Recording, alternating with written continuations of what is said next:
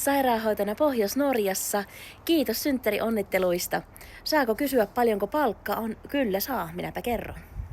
Mähän teen siis täällä Pohjois-Norjassa pelkästään tämmöisenä freelancerina, ekstravaktina, 0% sopimuksella hommia. Määrittelen itse työaikani, mutta jos mä olisin vakituisessa työssä, niin tein tähän tämmöisen laskelman, että paljonko mulla olisi kuukausipalkka. Eli mulla on vuosipalkka ihan tariffien mukaan 675 000 Norjan kruunua, mikä on erikoissairaanhoitajan palkka 10 vuoden ikälisillä. Tässä mun vuosipalkka on 700 000 Norjan kruunua, koska mä olen saanut mun ylemmän ammattikorkeakoulututkinnon kautta itselleni maisterin lisään tähän vuosipalkkaan. Seuraava luku on vuosipalkka lisien kanssa. Eli Norjassahan viikkotuntimäärä on se 35,5 vuorotyössä ja vain joka 3. viikonloppu on töitä, lain mukaan saadaan näin teetättää.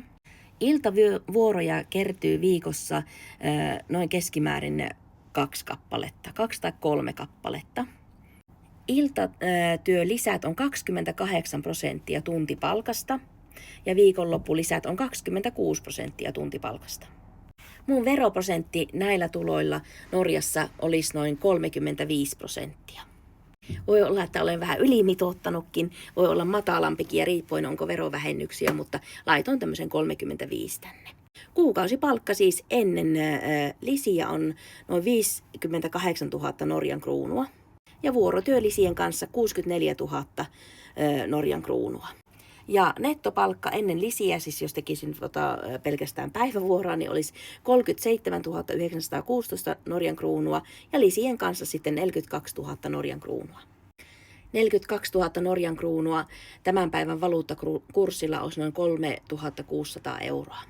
No tässä on sitten vielä taulukko mun elinkustannuksista Norjassa noin keskimäärin. Meillä on tommonen vuokrakämppä noin 70-80 neliöä. Siihen sisältyy vesi, sähkö, parkkipaikka, internet, kaikki, niin 13 000 Norjan kruunua maksetaan niin kuin yhdessä vuokraa.